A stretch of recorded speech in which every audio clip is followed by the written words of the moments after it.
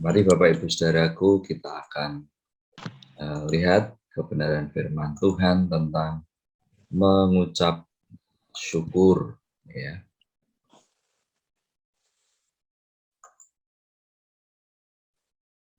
Baik, Bapak Ibu Saudaraku yang dikasihi Tuhan, di dalam 1 Tesalonika pasal 5 ayat yang ke-8, firman Tuhan berkata demikian, mengucap syukurlah dalam segala hal, sebab itulah yang dikehendaki Allah di dalam Kristus Yesus bagi kamu. Nah, saudaraku yang dikasihi oleh Tuhan Yesus Kristus, pada pagi hari ini kita akan merenungkan firman Tuhan tentang mengucap syukur. Dan kalau kita lihat di dalam Kamus Besar Bahasa Indonesia, bahwa mengucap syukur itu adalah berterima kasih kepada Allah, ya. Jadi berterima kasih kepada Allah. Dan saudaraku, dari ayat ini kita mengerti bahwa ternyata mengucap syukur itu adalah kehendak Allah. Nah, jadi sesuatu yang baik yang dikehendaki oleh Allah untuk umatnya mengucap syukur. Nah, kita perlu mengucap syukur dalam segala hal, ya, dikatakan dalam segala hal, dalam seluruh aspek hidup kita mengucap syukur, ya, baik tentang pendapatan, baik tentang situasi, baik tentang bidang-bidang kehidupan ini, yang lainnya. Artinya dalam segala hal kita perlu mengucap syukur, dan itulah yang dikehendaki Allah, ya, dalam hidup kita untuk selalu mengucap syukur, ya, di dalam Kristus Yesus. Bukan sebaliknya, ya, seperti mengumpat, menyalahkan orang atau pihak lain, menghakimi atau mengutuk orang lain, berkata-kata yang tidak baik, berkata-kata yang bukan perkataan baik, bukan perkataan berkat, tetapi perkataan kutuk yang disampaikan kepada orang atau pihak lain. Nah, Tuhan merindukan bahwa umatnya dalam segala keadaan, dalam segala situasi mengucap syukur, ya. Nah, sekalipun situasi sulit, keadaan sulit, ya, kita terus mengucap syukur. Nah, itulah yang dirindukan Allah, itulah kehendak Allah di dalam hidup kita, saudaraku. Nah, yang berikutnya, saudaraku, kita lihat di dalam kitab Matius pasal 15 ayat 36 sampai 38. Demikian firman Tuhan. Sesudah itu ia mengambil ketujuh roti dan ikan-ikan itu, mengucap syukur, memecah-mecahkannya, dan memberikannya kepada murid-muridnya. Lalu murid-muridnya memberikannya pula kepada orang banyak, dan mereka semuanya makan sampai kenyang. Kemudian orang mengumpulkan potongan-potongan roti yang sisa, 7 bakul penuh. Yang ikut makan ialah 4.000 laki-laki, tidak termasuk perempuan dan anak-anak.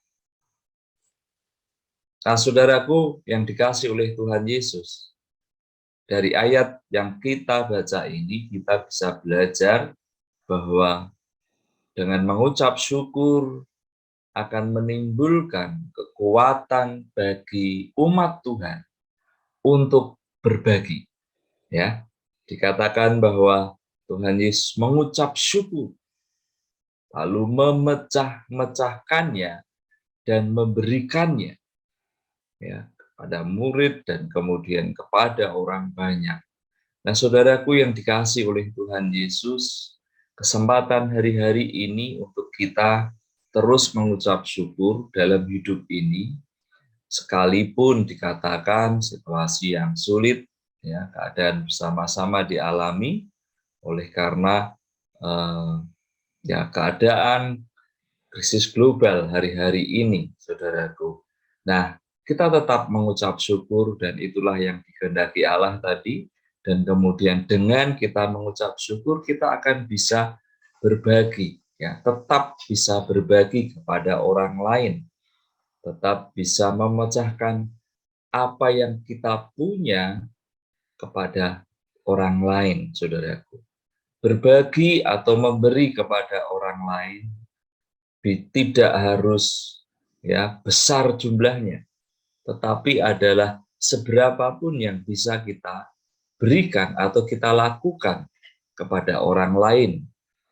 Ya, kita bisa berbagi dengan memperhatikan orang lain, kita bisa berbagi dengan mendoakan orang lain, kita bisa berbagi dengan mengunjungi orang lain, kita bisa berbagi dengan uang kita mungkin, dan kita bisa berbagi dengan berkat yang kita terima hari-hari ini, ya, dengan menyisihkannya dan kemudian kita bisa berbagi. Nah, itu adalah sesuatu yang luar biasa menurut saya, karena ketika masa yang sulit, namun umat Tuhan menjadi sesuatu yang berbeda, karena di masa sulit pun umat Tuhan tetap memecah-mecahkan atau memberikan atau berbagi kepada orang lain. Bapak Ibu Saudaraku yang dikasihi oleh Tuhan Yesus, dan biarlah ini juga terjadi atas gereja Tuhan, atas setiap kita.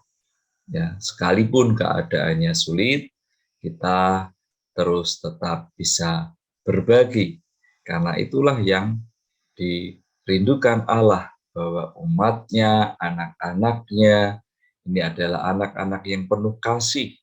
Ya, dia berbagi, dia memperhatikan orang-orang yang memerlukan, orang-orang yang membutuhkan, dan biarlah gereja Tuhan menggenapinya. Nah, yang berikutnya, Bapak Ibu Saudaraku, dari ayat yang sama yang kita baca, dikatakan bahwa bagian B dari ayat 35 dari kitab Matius itu, dan memberikannya kepada murid-muridnya, lalu murid-muridnya memberikannya pula kepada orang banyak.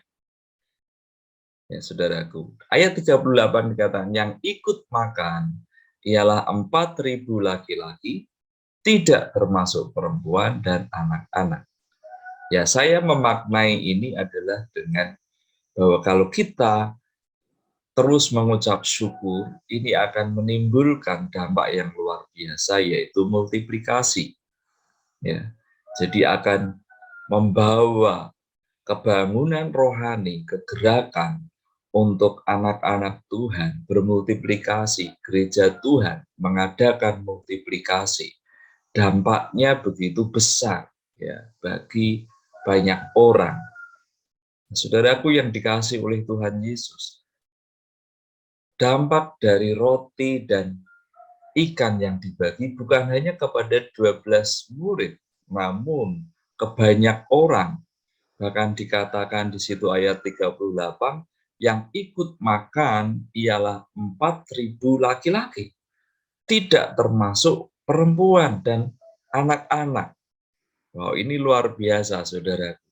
Jadi begitu luar biasa, yang berasal dari hanya potongan-potongan roti yang sisa, dan kemudian dari roti dan ikan, ya, ketujuh roti dan ikan, dan kemudian itu bisa berdampak luar biasa.